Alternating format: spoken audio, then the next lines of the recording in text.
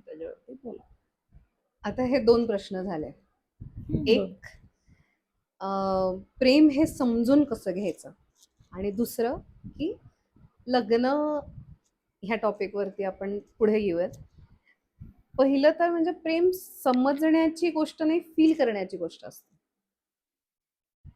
आता लोक म्हणतात की आम्हाला प्रेम झालं प्रेम झालं, पण त्यांना सांगता सुद्धा येत नाही की नक्की प्रेम झालंय का ते तुमचं अट्रॅक्शन आहे.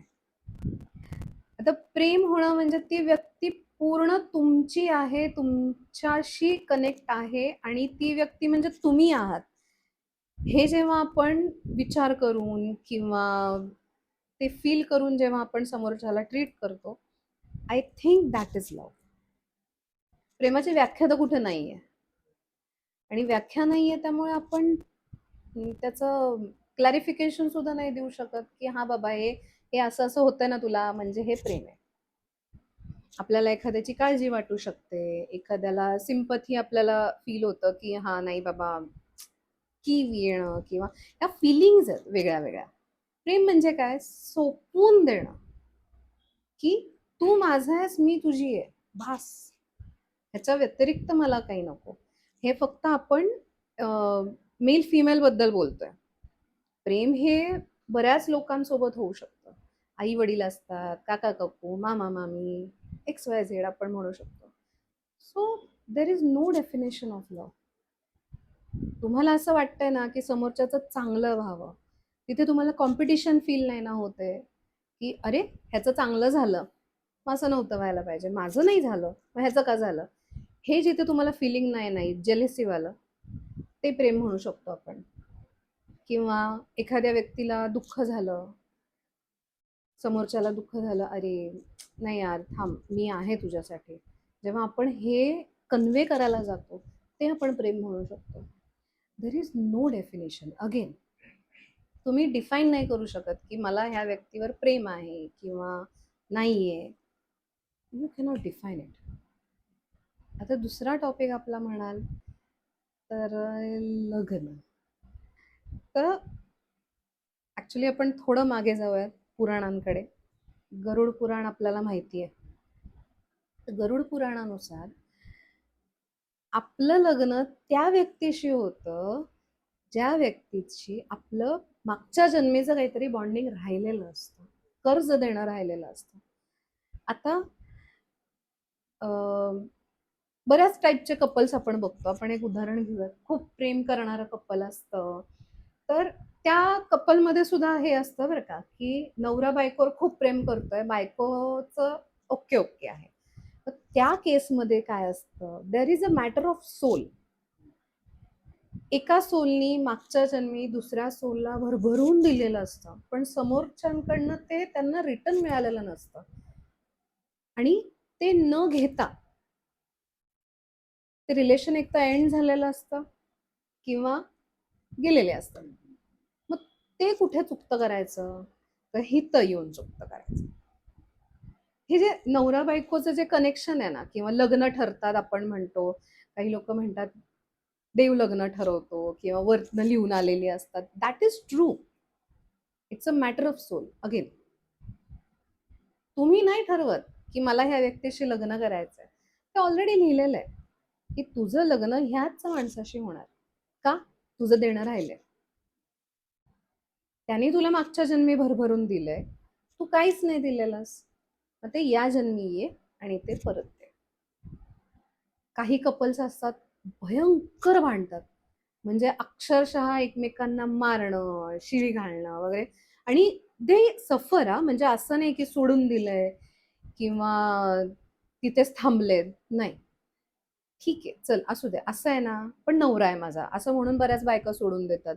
जाऊ दे, किटकिटी आहे ना, पण माझी बायको आहे असं म्हणून बरेच लोक सोडून देतात. का, तर कुठेतरी नवरा बायको हे नातं असं लिहून ठेवलेलं आहे की तुला या बंधनातनं मुक्तता नाहीये, असं लिहिलंय. हे मनाचं नाहीये, की ते तुमचं ऑलरेडी सोल कनेक्शन ठरलेलं आहे, त्याच्या बाहेर तुम्ही नाही जाऊ शकत. आता मग तुम्ही म्हणाल की घटस्फोट का होतात एवढे, आजकाल 1 2 3 4 4 5 5 लग्न करतात एकाच आयुष्यात. तर हे सतयुग किंवा द्वापरयुग नाहीये. ह्याच्यामध्ये कलियुगामध्ये जेव्हा माणूस स्वतःच्या मध्ये राक्षस आणि देव हा दोन्ही जेव्हा सामावून घेतोय, तेव्हा कुठेतरी त्याच्या स्वभावाला किंवा त्याच्या मानसिकतेला पैलू पडलेले असतात, चांगले आणि वाईटाचे. इट्स डिपेंड की तुम्ही काय हवी होऊन देताय. मग आता समजा मागच्या जन्मामध्ये तुम्ही 2-3 लोकांशी इंटरॅक्ट झालेला आहात, मग ते तिघा चौघांचंही देणं तुम्ही आहात ना. मग जेव्हा पहिलं लग्न मोडतं, झालंय तो पार्ट त्याचा संपलाय. Now let's go to the next. मग हे जे सर्कल आहे ते सुटे सुटेपर्यंत होतातच 4-5 लग्न. कुठेतरी ते बॉन्डिंग जे आहे ते आपण ठरवलेलं नाहीच आहे. ते तुम्हाला इथे त्या माणसाला मागच्या जन्मीचं तुमचं कर्ज राहिलेलं आहे ते फेडायला म्हणून तुम्ही इथे आलाय. आणि दिस इज माय थॉट. हे पुराणामध्ये दिलेलं नाहीये. पुराणामध्ये फक्त एवढंच सांगितलंय की लग्न हे नातं असं आहे की तुम्ही त्याच्यातनं वॉकआउट नाही करू शकत. पूर्वीच्या काळी व्हायचे का घटस्फोट? एवढे नाही व्हायचे. हे आत्ताची घडी चालली आहे. त्यामुळे जे लिहिलंय त्याच्यावरती आपण इंटरप्रिटेशन करायला गेलो तर हे इंटरप्रिटेशन त्याच्यावर बसू शकतं. ऍक्च्युली आपण इथे आलेलो असतो ते फेडायलाच आलेलो असतो. असं नाहीये की आपल्याला आपल्या आई वडिलांनी जन्म दिला. हेही ठरलेलं आहे की आपल्याला कोणाच्या गर्भामध्ये जायचंय, की आपले आई वडील कोण असणार आहे किंवा आपला भाऊ कोण असणार आहे, इवन दो मुलं कोण असणार आहेत हेही ठरलेलं आहे, हेही लिहिलेलं आहे. इवन म्हणजे समजा मूल असं म्हणतात की आपलं मूल आणि आपण हे मागच्या जन्मी शत्रू होते. आता कित्येक पोरं असे असतात की भयंकर त्रास देतात, की ते बेरेबल नसतं आई वडिलांना, पण का सहन करतात? का? तर तो मुलगा आहे माझा. हाच त्रास त्या सोलनी ह्या सोलला मागच्या जन्मी दिलेला असतो, म्हणून ते ह्या वेळेस फेडत असतात. आणि ह्याचंच आपण इंटरलिंक कुठेतरी ह्या गोष्टींना लावू शकतो की बाबा एकमेकांवर प्रेम करतात पण त्यांना लग्न नाही करायचंय, तर कुठेतरी विषय असा येतो की बाबा फॅमिली मॅटर आहे किंवा एक जनरल म्हणजे आजकालच्या घडीला की चल मला तुझ्या बरोबर वेळ घालवायला आवडतोय, मी घालवते, पण मला बंधनात नाही अडकायचं. त्याचं मागे कनेक्शन लावायचं झालं तर कदाचित असं आपण म्हणू शकतो की त्या दोघांचं एकमेकांवरती प्रेम होतं, लग्न झालं, पण त्यांचं निभावलं गेलं नाही. म्हणून ह्या जन्मी ते निभावलं गेलं नाही, तिथे वाद झाले, तिथे भांडणं झाली, म्हणून तेवढा एक फक्त पॅच क्लिअर करण्यासाठी ते इथे आलेत, असंही आपण म्हणू शकतो. त्याचं क्लॅरिफिकेशन नाही मला सांगता येणार, कारण तसं बघायला गेलं तर कुणाशी ओळख आपली होते ना, ठरलेलं असतं. अगदी प्रत्येकाचा पॅच असतो की हा माणूस मला भेटलाय ना 2 दिवसापुरता भेटलाय, पण त्या 2 दिवसात मला त्यांनी फार त्रास दिला मानसिक, की भयंकर प्रश्न विचारले, कुटकुट केली, किरकिर केली. ते तेवढा पॅच फक्त फेडायचा असतो आपल्याला, संपला विषय, तिथंच मॅटर क्लोज. आता मी एक गोष्ट ऐकली होती, किती खरी किती खोटी मला माहित नाही. भीष्म पितामह यांना बाणांच्या शय्येवर का झोपवलं गेलं? कशावर? बाणांच्या शय्येवर. बाणांच्या शय्येवर हम्म. का? हम्म. तर खूप जन्म मागे मागे मागे मागे जात गेलं तर त्यांनी एका कीटकाला असा त्रास दिला होता की काटा टोचला होता आणि त्याची शिक्षा म्हणून त्यांना ते झोपायला लागलं होतं. त्या माशीला काटा टोचला होता. कीटकाला काटा टोचला म्हणून त्या बाणांच्या शय्येवर त्यांना झोपायला लागलं होतं. अर्थात ही गोष्ट आमच्या आजी आजोबांनी सांगितली. अर्थ तोच आहे की कुठेतरी एक गोष्ट एवढीशी फेडायला लागली होती, कारण नव्हतं त्या निष्पाप जीवाला त्रास द्यायचं, पण केलं होतं त्याने आणि त्याचं फेड त्यांनी हे असं फेडलं, म्हणून त्याची शिक्षा तुला ही दिली आहे. म्हणून मी जे म्हंटल ना की आपण फेडायला आलोय, त्यांनी त्या शय्येवर झोपून त्याचं मागचं सगळं क्लिअर केलं, मुक्ती मार्ग गाठला. देवालाही लागतं फेडायला, त्यांनी केलेली कर्म त्याला फेडायला पुनर्जन्म घ्यायला लागतो. त्यामुळे यू कॅनॉट से की लग्न नाही होत किंवा नाही एकत्र राहत. There has to be a reason. म्हणजे आता आपण फारच अध्यात्माकडे चाललोय. विल पण हे आहे आणि दॅट वी कॅनॉट डिनाय की मला ह्या माणसाला भेटायचं नाही. ते इग्नोर करायला सुद्धा तुम्हाला त्रास होतो. तेही तुम्ही फेडतातच आहे. म्हणून मी जे हे म्हणते ना की मागे पण आपला एकदा विषय झाला होता की तुम्ही संचय नका करू. Let it go. तुम्हाला जेवढं चांगलं करता येईल तेवढं चांगलं करा. आणि नाही जमलं ना, स्टे स्टिल. काहीच करू नका. पण काही करू नका ह्याचा अर्थ असाही नाहीये की समोर चुकीचं घडतंय तिथेही तुम्ही काय करायचं नाही. आता द्रौपदीची गोष्ट आपली माहिती आपल्याला सगळ्यांनाच. त्याची शिक्षा सगळ्यांना मिळाली ना. कृष्णाने जेव्हा अर्जुनाला सांगितलं की ह्या लोकांना काय शिक्षा द्यायची, बघ्याची भूमिका घेतली. ज्या वेळेस त्यांच्याकडे अथॉरिटी होती त्यावेळेस त्यांनी स्टँड घेतला नाही आणि तो स्टँड घेतला नाही म्हणून त्यांना शिक्षा करायची आपल्याला. आणि ह्या सगळ्यांना मुक्ती मिळणार आहे म्हणून ही शिक्षा त्यांना या युद्धामध्ये आपल्याला द्यायचीच आहे. भगवद्गीतेमध्ये सुद्धा हेच सांगितलंय की तुम्ही काहीही करा, दॅट यू हॅव टू पे. म्हणून प्रेम, राग, लोभ ह्या ज्या मानवाच्या भावना आहेत त्या यू कॅनॉट से की त्यासाठी आपण आलोय किंवा अगदी एवढी गोष्ट जी आपल्याला कधी माहीतही नसते. कधी कधी असं असतं की आपल्याला याच जन्माचं याच जन्मी फेडायला लागतं की मी ह्या व्यक्तीला त्रास दिला होता, एक 2-4 वर्षांनी ते रिव्हर्ट बॅक झाले आणि आपल्याला सेम त्रास झालाय. त्यावेळेस आपल्याला कळतं की नाही, त्या व्यक्तीला त्यावेळेस ते फिलिंग आलं असेल. मी जेव्हा त्या व्यक्तीला त्रास दिला त्यावेळेस त्याला ते फिलिंग आलं असेल. त्यामुळे हे जे अफेअर्स वगैरे होतात की नाही, कित्येक लोकांचे बरेच अफेअर असतात. म्हणजे ते चूक आहे की बरोबर आहे त्या खोलात आपल्याला जायचं नाहीये. पण समजा एखाद्या व्यक्तीने खूप जीव लावलाय आणि त्या व्यक्तीला आपण डिच दिली आणि सोडून दिलं, सेम गोष्ट आपल्याला दुसऱ्या तिसऱ्या व्यक्तीबरोबर होऊ शकतं ना. मग त्यावेळेस कळणार आपल्याला की त्या व्यक्तीला काय फिलिंग आलं असेल की बाबा ही व्यक्ती मी एवढं देऊन सुद्धा, एवढं प्रेम करून सुद्धा मला ही व्यक्ती सोडून गेली. म्हणून ना विचार करून बऱ्याच गोष्टी करायच्या असतात. तर ते ह्यासाठी. पण एक सांगू का, म्हणजे असंही होतं की आपण ना ते व्यक्ती रिजेक्ट करून टाकतो आणि पुन्हा पुन्हा ती व्यक्ती आपल्या समोर येत राहते. हे माझ्यासोबत घडलंय म्हणून सांगते.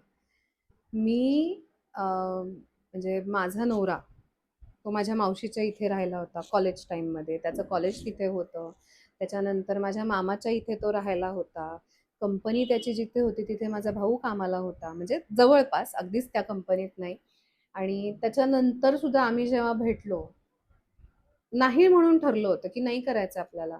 पण कुठून तरी काही महिन्यांनी तोच समोर आला. मग आम्ही भेटलो. मग नंतर असं झालं की नाही, हां, जमतंय, जुळतंय, करून टाकूयात. Then we got married. जवळजवळ एक 7-8 महिन्याचा गॅप गेला त्याच्यामध्ये. म्हणजे कितीही ठरवलं ना, कितीही नाही म्हणलं आपण, नाहीचा पाडा लावला तरी तीच व्यक्ती आपल्या समोर येते की जी लिहिली आहे. तुम्हाला जी हवी आहे ती नाही येत तुमच्या समोर, जी लिहिली आहे तीच येते. आणि इट्स बेटर. Don't fight. भांडायचं नाही, काही नाही. It's okay, it's your call ना. ठीक आहे, समजून घ्यायचा तो कॉल आणि पुढे प्रोसीड व्हायचं. आणि ते चांगलंच होतं. आपले प्लॅन आपल्यासाठी काम नाही करत. त्याचे प्लॅन जे असतात तेच आपल्यासाठी काम करतात, कारण ते लिहिलेले असतात. मागच्या वेळेस जसं आपण बोललो की कम्युनिकेशन इज द की. पण कम्युनिकेशनलाही फाटत ना. कम्युनिकेशन सगळ्या प्रकारचं असू शकतं. आता आपण बोलतोय, छान व्यवस्थित प्रेमाने बोलतोय, बरोबर. पण हेच जर मी, ए काय रे, कळतंय का तुला काही, मी बोलतेय ते समजतंय का, नाही ना ते कनेक्ट होणार. त्या गोष्टी कनेक्ट नाही होणार. कम्युनिकेशन असलं तरी त्याच्यामधल्या ज्या फिलिंग्ज आहेत त्याही मॅटर करतात. मी जर उद्या माझ्या नवऱ्याला म्हटलं I love you, this is not the way. ते प्रेमाने बोलले पाहिजे, ती ग्रेस त्याच्यामध्ये पाहिजे. तुम्ही बोलायला कसंही रिॲक्ट व्हाल, देवाने आपल्याला तोंड दिलंय, वाणी दिलीये, कशी नाही वापरायची. व्यवस्थित त्या वेनी जशी आहे तशी वापरायची. प्रेम प्रेमानेच व्यक्त केलं पाहिजे.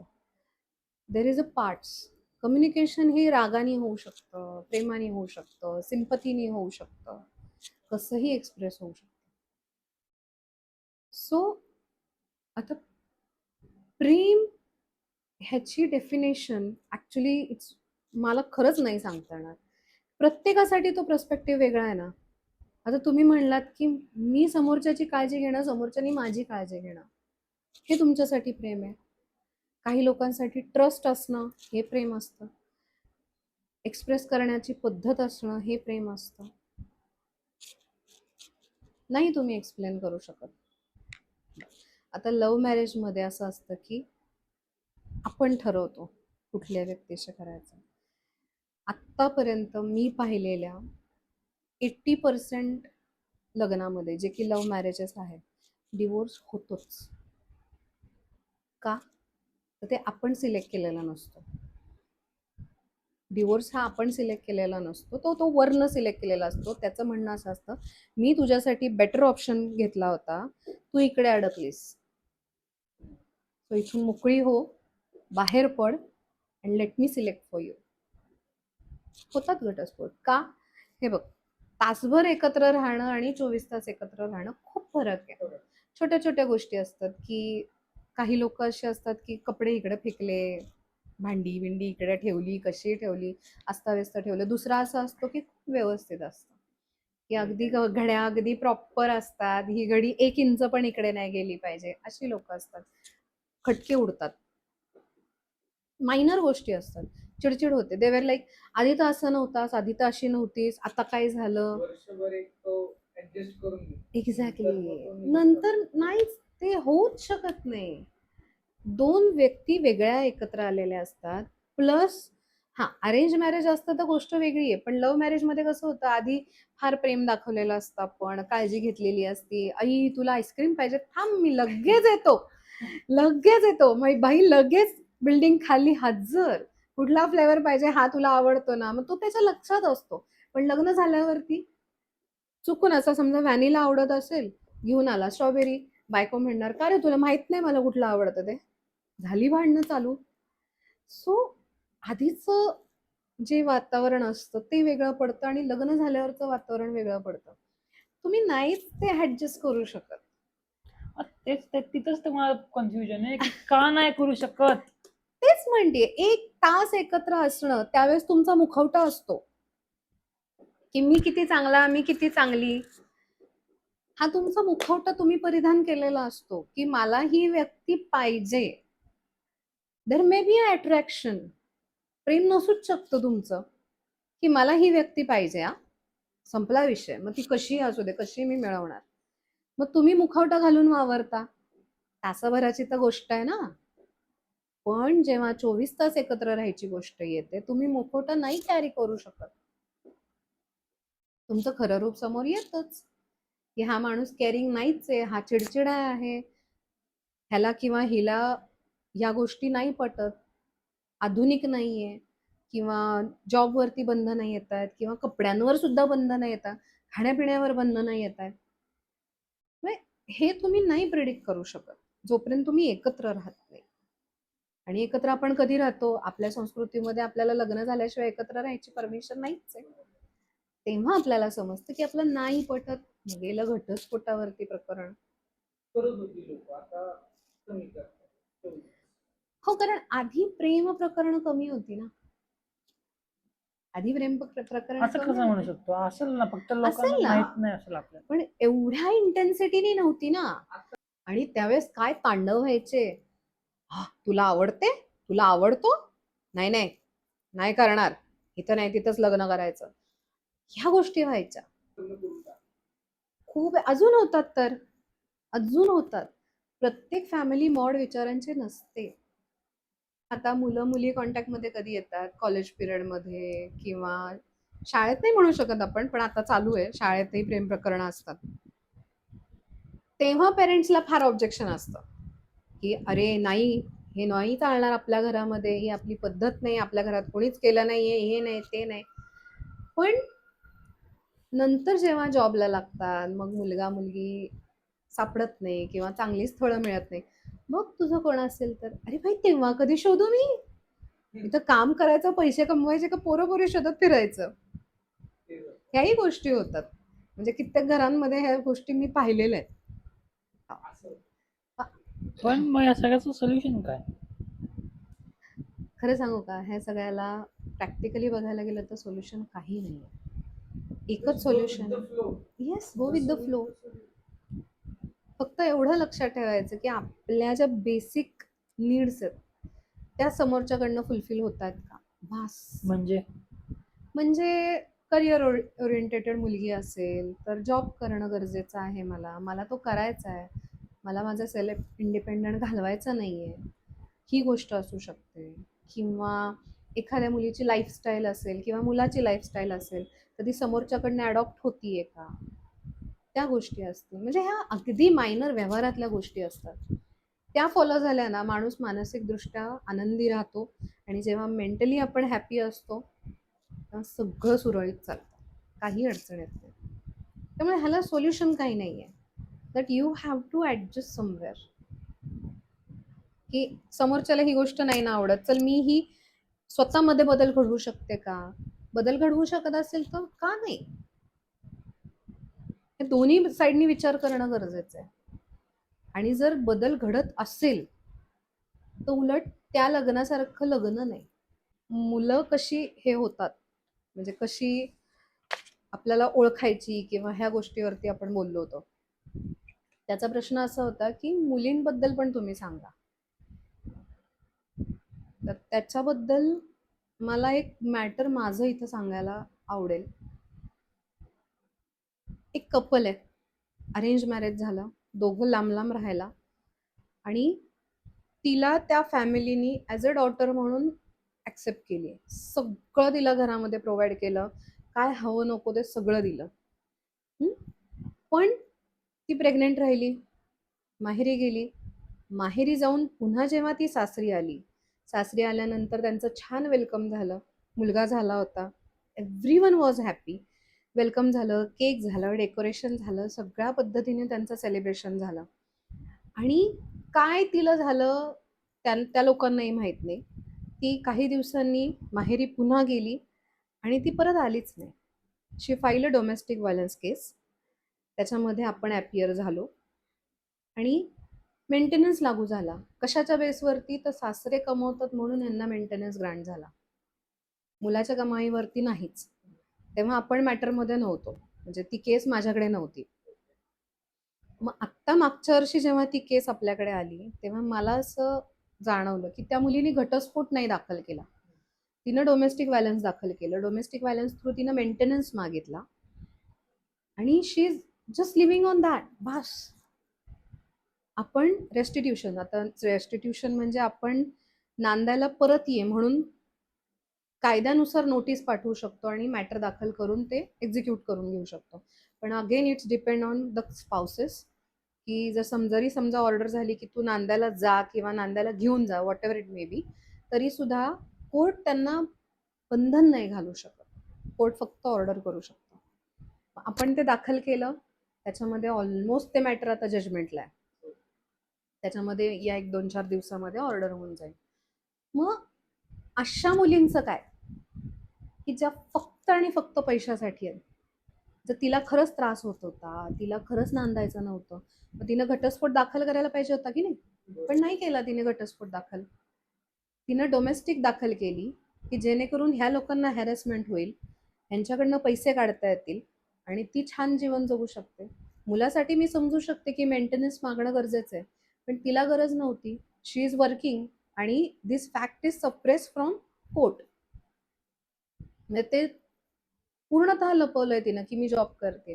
We got the evidence, we are going to produce it, पण स्टील आलंच ना त्या गोष्टी. खोटं बोलणं, कोर्टाला खोटं सांगणं, फक्त का तर मेंटेनन्स मिळावा म्हणून.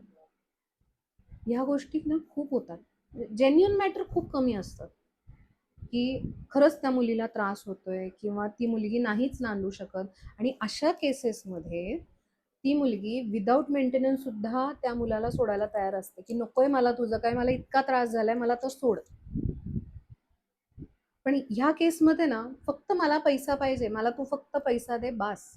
इवन दो त्या मॅटरमध्ये डिस्ट्रिक्ट कोर्टाची ऑर्डर आहे की 3 महिन्यामध्ये तुम्ही प्रकरण संपवा. That matter is still going on. 2.5 ते 3 वर्ष झाली and nothing is going to happen. म्हणजे ह्या गोष्टी होतात की मुली मुद्दाम हॅरेसमेंटसाठी म्हणून केस दाखल करतात आणि मुलं सफर होतात आणि त्यांची फॅमिली सफर होते. मग मध्ये एक आत्महत्याची केस झाली होती बघ की तिनं एवढे सारे केसेस दाखल केलेत, आता मला हे झेपत नाही म्हणून त्या माणसाने आणि त्या फॅमिलीनी सुसाईड केलं होतं. एक्झॅक्टली. त्याने पत्र लिहिली, रेकॉर्ड केलं, सगळ्या एव्हिडन्स ठेवून मग त्यांनी आत्महत्या केली. मग आपलं ज्युडिशरी काय करतं ह्याच्यावरती, असाही विषय येतो. आणि मेन टॉपिक की मुली ओळखायच्या कशा. थोडंसं लक्ष दिलं ना लगेच कळतं की आता समजा आपण कुठे बाहेर गेलोय लंचला, डिनरला, तर फक्त मुलगाच पे करतोय का? का समजा त्याच्याकडे पैसे नसतील तेव्हा हिनं काहीतरी कॉन्ट्रीब्युट केलंय का? किंवा ह्याच्याकडे समजा पैसे नसतील तर तेव्हा तिच्या वागण्यामध्ये काही बदल झालाय का? किंवा ती म्हणजे अशी ट्रिगर झाली आहे का? तुझ्याकडे पैसे नाहीये, ठीक आहे ना बाई, त्यावेळेस तू पे करू शकतेस. If you are earning you can pay. Exactly exactly. या बाबतीत मी लय भाग्यवान आहे. मी रिपीट करत नाही. त्या असतात. आणि कसं आहे, एक न लिहिलेले इथिक्स आपण म्हणू शकतो त्याला, की जनरली आपण हॉटेलमध्ये किंवा कुठे गेल्यावरती मुलं पे करतात. पण आता जमाना बदललाय ना, मुली पण अर्न करतात, शी ऑल्सो कॅन पे. पण नाही होत की मग तुझ्याकडे एवढी प्रॉपर्टी आहे का, मग मी लग्न करते. तुझा पगार किती आहे, 1.5 लाख 2 लाखाच्या पुढे आहे का, मग मी लग्न करते. अरे भाई, बदलतात. म्हणजे घड्याळ बदलत राहतं सतत. आज त्याला 50,000 आहे, उद्या 1 लाख पगार असू शकेल ना. जर तो आत्ता जस्ट स्टार्ट झालाय त्याचं काम, तर त्याला कमीच असणार पगार. तुम्ही नाही एक्सपेक्ट करू शकत की त्याला 1.5 आणि 2 लाख रुपये पगार आहे. तू पण बघ ना तुला किती पगार आहे, तू किती अर्न करतेस. ह्या गोष्टी नाही बघितल्या जात मुलींकडनं. नवऱ्याने एवढं कमवलं पाहिजे, त्याच्या घरचं एवढं पाहिजे, तेवढं पाहिजे. इन जनरल काय झालंय की तिच्या वडिलांनी जे अचीव करायला 40-45 वर्ष लागले, ते एक्झॅक्टली. तुम्ही 25 ते 30 वर्षाच्या पोरांकडून बरोबर असंच होतंय ते खूप सध्या. चुकीचं आहे. खूप चुकीचं आहे. ठीक आहे ना, आता 40-50 हजार पगार असेल, At least it उद्या starts. वाढेल ना, उद्या वाढेल ना. एक गोष्ट आठवते का नारद मुनींची? हे फारच आपण फार पुरातनात जातोय आजकाल, बट दॅट्स ओके. एक माणूस असतो, नारद मुनींना विचारतो की माझ्या नशिबामध्ये किती रुपये लिहिलंय कमवणं. नारद मुनी म्हणतात तुझ्या नशिबात 1 रुपया कमावणं लिहिलंय. ठीक आहे, तो खुश असतो, त्याचं भागत असतं. 1 रुपया दिवसाचा तो कमवत असतो, त्याचं त्याच्यामध्ये छान निवांत चाललेलं असतं. काही दिवसांनी त्याचं लग्न होतं. लग्न झाल्यानंतर ऑल ऑफ अ सडन त्याला 10 रुपये मिळायला लागतात. नारद मुनी जातात, जाता जाता भेट होते त्यांची. तर तो विचारतो की तुम्ही तर म्हटला होतात मला 1च रुपया मिळणार आहे. नारद मुनी म्हणतात तुझं लग्न झालंय, हा 1 रुपया तुझ्या नशिबातला आहे आणि 9 रुपये जे आहेत ते तुझ्या बायकोच्या नशिबातले. म्हणून तुला 10 मिळत आहेत की जेणेकरून तू सगळं मॅनेज करू शकशील. त्याच्यावर मुलगा होतो, मग त्याचे 20 होतात. मग आता हे 10 कोणाचे झाले तर त्या मुलाचे झाले. म्हणजे की हे ठरलंय, सगळं ठरलेलं आहे. त्यामुळे लग्न करताना आपण हा नाही विचार करायचा की भाई ह्याला पगार कमी आहे, मी लग्न करू का नाही. मुलगा कसा आहे, निर्व्यसनी आहे, कष्टाळू आहे, तुमच्यावर प्रेम करतोय, जीव लावतोय, तुमची काळजी घेतोय. चल प्रेम राहू द्या बाजूला, नाही मी म्हणत, लग्न झाल्यावर काही लोकांचं टिकत पण नाही प्रेम. काळजी घेतोय ना तुमची, तुमचा विचार करतोय ना, मोर दॅन इनफ आहे, बास आहे. तुमचं लग्न जेव्हा होईल 100% त्याचा पगार वाढणार आहे. किंवा तू कष्ट कर ना, देवाने तुलाही बुद्धी दिलेली आहे. इवन पुरुषांपेक्षा बायकांना जास्त बुद्धी असते, व्यावहारिक दृष्ट्या म्हणा किंवा इन जनरल सोसायटीमध्ये वागायचं कसं कसं हे करायचं, सगळी हे देवानी इकडे ठेवून दिलेली आहे. फक्त आपली पुरुष प्रधान संस्कृती म्हणून ती दिसत नाही. तर तू वापर ना ती बुद्धी. तू वापरलीस तर त्याचा फायदा त्यालाही होणार आहे ना, आणि तुमच्या संसाराचा गाडा छान प्रकारे पुढे जाणार आहे. आणि इव्हन दो त्यालाही कुठेतरी ते फिलिंग येईल की बाबा रे, मला 40,000 पगार होता किंवा 50,000 पगार होता, तरी मला ह्या मुलीनं हो म्हटलंय, तर मला हिच्यासाठी काहीतरी करणं गरजेचं आहे. जास्त हातपाय मारेल. जर तुम्ही आधीच घोडा लावला की नाही तगडक तगडक जायचंय, मला रेस करायची, 1.5 आणि 2 लाख रुपये पगार आहे, नाही चालत. त्या गोष्टी समोरच्याच्या डोक्यात राहतात ना.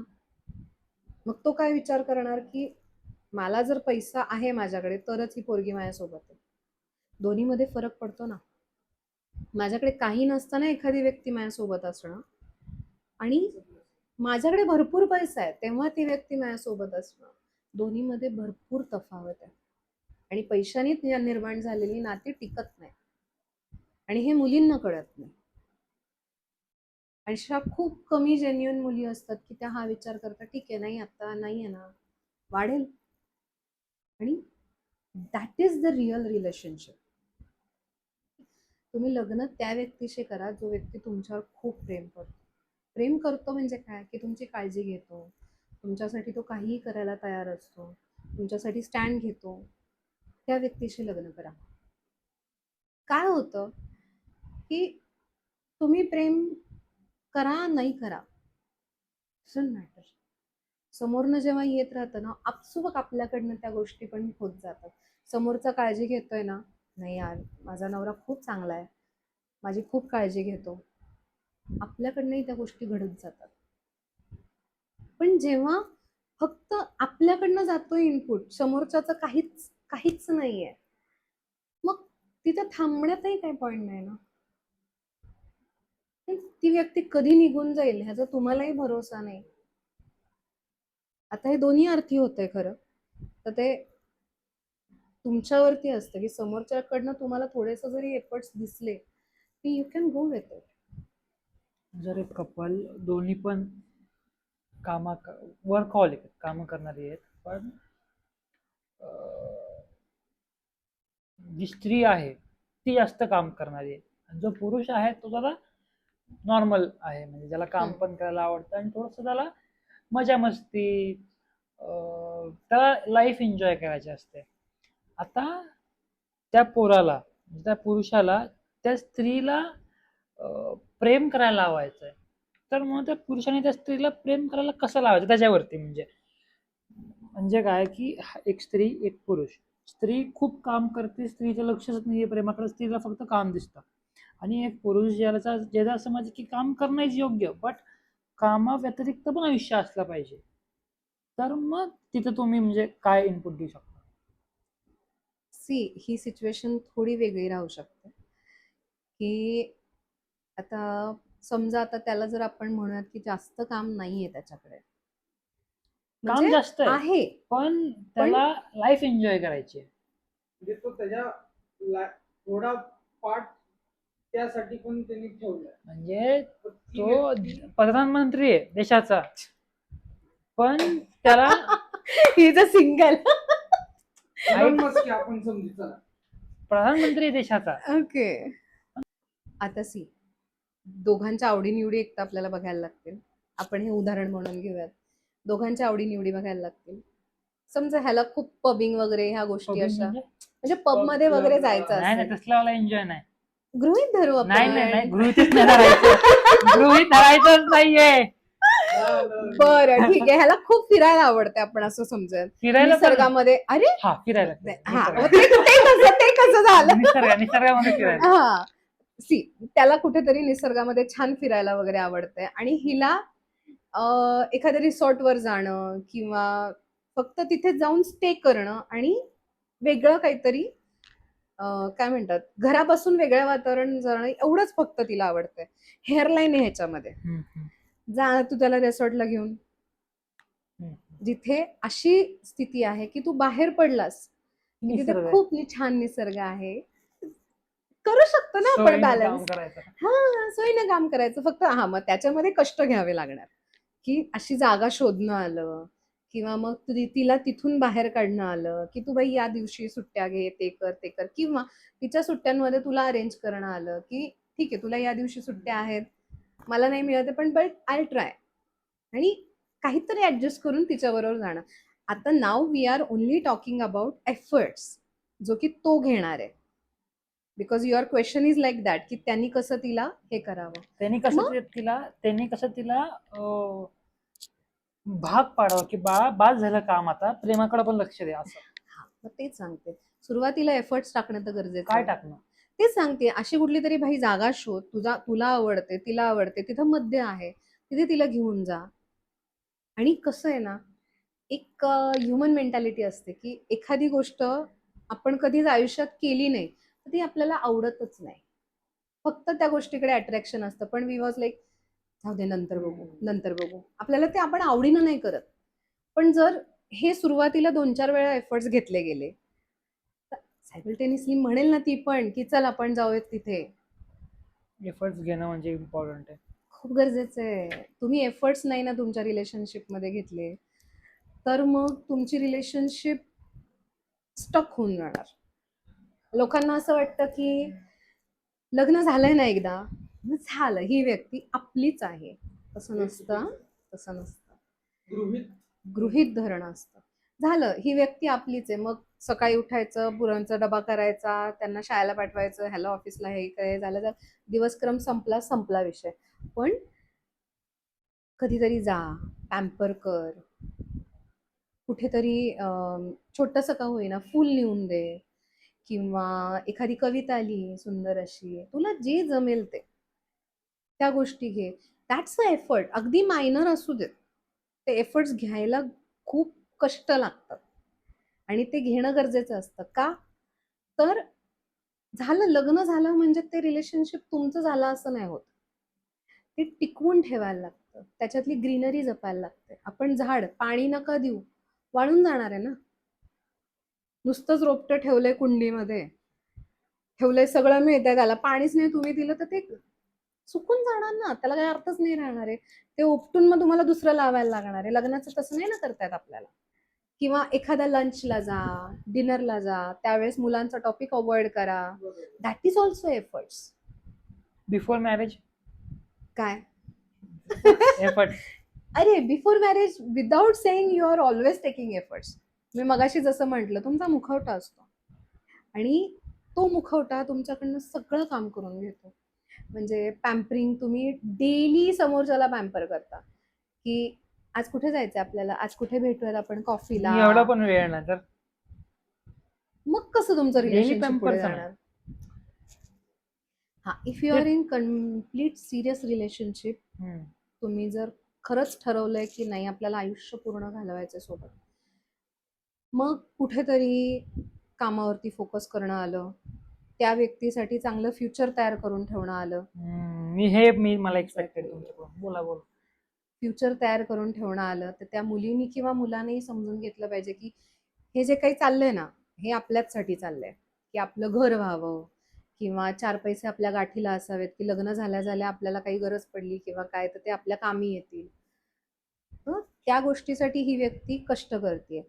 पण असंही नाही झालं पाहिजे की कष्ट करते, हा तू तिकडे एका टोकाला, मी इकडे एका टोकाला. महिन्यातनं किमान 1-2-3 वेळा तरी तुम्ही एकत्र आलं पाहिजे, बोललं पाहिजे, स्वतःसाठी वेळ घालवला पाहिजे, एकमेकांना पॅम्पर केलं पाहिजे. पण हे करत असताना साईड बाय साईड तुमची जमापुंजी पण ठेवली गेली पाहिजे. मी तुला हा प्रश्न का विचारला, की प्रायोरिटी पण मॅटर करते, की दरवेळेस मुलांनीच प्रायोरिटी घेतली, की हा तू म्हणशील तिथे आपण भेटू, तू म्हणशील त्या वेळेला भेटू, त्या दिवशी भेटू, पण समोरच्यांकडनं नाही ठीक आहे आज मला वेळ नाहीये, आपण नंतर भेटू, नंतर कधीतरी होतं, मी नाही असं नाही म्हणत की सारखंच प्रायोरिटी दिली पाहिजे. समटाईम्स फॅमिलीचा काही विषय असेल तर गोष्ट वेगळी आहे, पण क्षुल्लक कारणासाठी सुद्धा प्रायोरिटी जर डिनाय होत असेल ना, तरी थांबावं. कारण जर तुम्ही प्रायोरिटी नसाल आत्ता, तर ती नंतरही नसणार आहे. तुम्ही तेव्हाही इग्नोरच होणार. मग जर तुम्ही ज्या ठिकाणी प्रायोरिटी नाहीच आहे, त्या ठिकाणी स्वतःला प्रायोरिटी देऊन स्वतःला स्टँड करण्यामध्ये काहीही अर्थ नाही. म्हणून मी एकदम रिलेट झाला. हा, पण मग मी परत असं पण विचारेल की मग आता म्हणजे जेव्हा आता हे आमचं जे वय आहे, आता हे आमचं काम करण्याचं वय, आमचं पैसे कमवण्याचं वय, आता मी प्रायोरिटी नसलो पाहिजे असं मला वाटतं. आता पैसे आणि नेम फेम मनीच प्रायोरिटी असली पाहिजे. ज्या दिवशी लग्न करायचंय किंवा जेव्हा तो जो फेज येईल ना 25चा, तेव्हा मग प्रायोरिटी असणं मग गरजेचं आहे असं मला वाटतं. नाही, आता बघ. Yes, exactly. आता मगाशी मी काय म्हटलं की असं नाहीये की प्रत्येक वेळेसच प्रायोरिटी दिली पाहिजे. जर समजा आता तुमच्या दोघांचे ठरले की आपण या या दिवशी इथे इथे भेटायचंय, अचानक आपल्याला उद्या भेटायचंय, अच्छा, म्हणजे सकाळी जर लगेच भेटायचं सांगतीये. तर ती प्रायोरिटी. एक्झॅक्टली. सकाळी लगेच ती सांगतीये की नाही, मला वेळ नाही आता, नंतर बघू. नंतर कधी? हे मी म्हणते. काम ही प्रायोरिटी असलं पाहिजे. का? तर तुमच्या दोघांसाठीच आहे ते. असं नाही की तुम्ही तिसऱ्यासाठी कोणासाठी करताय. आई, बाप आणि स्पाऊस, बास. बाकीच्यांना गरज नसते. बाकीचे ते त्यांच्या त्यांच्या करायला समर्थ असतात. तेव्हा तुम्ही प्रायोरिटी चुकवणं, दॅट इज ओके. पण मला मित्रमैत्रिणींबरोबर जायचंय, मुलगा असू दे मुलगी असू दे, मग आपण नंतर भेटू, नाही ना बॉस. आपलं ऑलरेडी ठरलंय ना. हा, तर तुझं ऑलरेडी त्यांच्याबरोबर ठरलं असतं तर गोष्ट वेगळी होती की मी तुला सांगतोय की नाही नाही, मलाच भेटायचंय, मलाच हे करायचंय, ते करायचंय, हे ते. पण if you guys are already on that place की नाही आपल्याला भेटायचंय, मग तुम्ही नका हे करू. पण जर वर्स्ट केस आपण पकडूया की अगदी खूप अर्जंट काम आलं त्या दिवशी, तर मग समोरच्या व्यक्ती ज्यांनी कॅन्सल केलं, ऍटलिस्ट एक छोटासा एफर्ट असा घालू शकतो की बाबा आज तर मला जमणार नाही, त्यांनीच एक डेट सांगावी की बाबा आज नाही जमलं, अशा अशा डेट वरती आपण भेटूया. ऍटलिस्ट तेवढं तरी बोललं तरी एक मनाला शांती मिळते. एक्झॅक्टली. आणि व्हॅलिड रिझन पण पाहिजे ना. नाही तर उद्या असं नको व्हायला की बाबा नाही नाही, माझी आई आजारी आहे, तिला दवाखान्यात न्यायचंय, पण नाही मला तुला भेटायचंय, मी तुला भेटायला येणार, आईकडे नाही जाणार. That is wrong. That is wrong. त्यामुळे यू हॅव टू डिसाईड की व्हॉट इज युअर प्रायोरिटी. आणि अगेन, प्रायोरिटीला पण डेफिनेशन नाहीये. जसं प्रेमाला डेफिनेशन नाहीये, ह्यालाही नाहीये. सिच्युएशन, एक्झॅक्टली, सिच्युएशनला काय गरजेचं आहे आणि हे समजून घेतलं पाहिजे. नाही तर असं की आईच महत्वाची आहे, मी नाहीये, मग ती फुगून बसते, असं नसतं. प्रत्येक माणूस, एक्झॅक्टली, प्रत्येक माणूस गरजेचा असतो. आई वडील आपली प्रायोरिटीच असतं, पण फक्त समजून घेतलं पाहिजे. हिंट्स असतात, अगदी मायनर हिंट्स असतात, ज्या की आपण आपलं प्रेम आहे समोरच्यावर असं म्हणून ते आपण इग्नोर करतो. तर त्या नाही इग्नोर केलं तर सरळ कळतं. आता मगाशी आपण उदाहरण घेतलं की साधं बिलाची गोष्ट, तू भर म्हणून बघा बरं एकदा. आपण गेलोय लंचला, डिनरला, तू भर. कुरकुर न करता पैसे भरले, ठीक आहे, काही अडचण नाही. पण तुझ्याकडे नाही आहेत का? नाही आहेत, एवढेशे नाही आहेत, असे जे काइंड ऑफ प्रश्न यायला लागले तर मग समजून जायचं ना की भाई इधर तो रेड सिग्नल आहे. जरी भरले नंतर बोलून दाखवणार त्यावेळेस. एक्झॅक्टली. एक्झॅक्टली. हो, रेड सिग्नल अवॉइड नाही करायचा. मुख्य अवॉइड केलं की प्रेमाच्या नादात मग तुमची गाडीच रुळावरनं खाली येते. तुम्ही युनिव्हर्सला सिग्नल पाठवताय, ती व्यक्ती अजून तुमच्या डोक्यात आहे. तुम्ही तो विचार करताय की अरे काय चुकलं असेल, किंवा माझं राहिलं का काही, तिचं राहिलं का काही. मग तिकडून पण ते सिग्नल येतात ना, थांब जरा, तुला पाहिजे ना आन्सर, येऊ दे तिला समोर, म्हणून ती समोर येत असते. तुम्ही सोडूनच द्या ना. आणि जेव्हा आपण एखादी गोष्ट इग्नोर करतो किंवा दुर्लक्ष करण्याचा प्रयत्न करतो, ती अजून तुम्हाला अट्रॅक्ट करते. तुम्ही त्या गोष्टी सोडून द्यायच्या असतात तुम्हाला, पण तुम्ही सिग्नल काय पाठवता की थांब रे, काहीतरी राहिलंय माझं, लेट मी कम्प्लीट दिस. पण हा सिग्नलच पाठवू नका ना तुम्ही युनिव्हर्सला. मग जर तुम्ही सिग्नल नाही पाठवला तर ती व्यक्ती तुम्हाला आजूबाजू काय दुनियेत कुठं दिसणार नाही. तुम्ही काय सांगताय की मला आठवण येते. ठीक आहे, तुला आठवण येते ना, आली समोर, देन फेस इट. असा तो विषय होतो. म्हणजे एक उदाहरण द्यायचं झालं तर माझ्या ताटामध्ये ह्यानी जो रेस्टॉरंटमध्ये जो काही कामाला आहे त्यांनी फ्राईज आणून ठेवले, पण मला फ्राईज नको आहे. But still I am thinking की हां छान असतील ना हे फ्राईज, छान लागतील, टेस्टी असतील, पण नको आहेत मला, थांब नको आहेत मला. But still you are thinking about that thing only. तुमच्यासमोर तेच येणार. पण जेव्हा तुम्ही त्या गोष्टीचा विचार करणं पूर्ण थांबवता, तुम्ही स्वतःला दुसरीकडे कुठेतरी इन्व्हॉल्व करता आणि ती व्यक्ती किंवा ती गोष्ट पूर्ण वॉशआउट झालेली असते तुमच्या डोक्यातनं, अगदी कणभर पण नाही, त्यावेळेस नाही नसती समोर येणार. जे तुम्हाला हवंय, जो सिग्नल तुम्ही पाठवताय तोच तुम्हाला पुन्हा रिवर्ट मिळणार आहे. त्यामुळे जस्ट स्टॉप थिंकिंग. बाकी काही करायची गरज नाहीये. तुमच्यासमोर ते येणार पण नाही, मग ते काही असू दे. पक्का पक्का. नाही, विचारच करू नको ना त्या गोष्टीचा. सोडून, हे बघ, त्रास होतो. म्हणजे ती एखादी गोष्ट सोडून द्यायची म्हणली, व्यक्ती सोडायची म्हणली की त्या गोष्टी आठवत राहतात आपल्याला. पण दुसरीकडे मन रमव किंवा काही असं हे कर, you will achieve what ever you will get. बोला सर.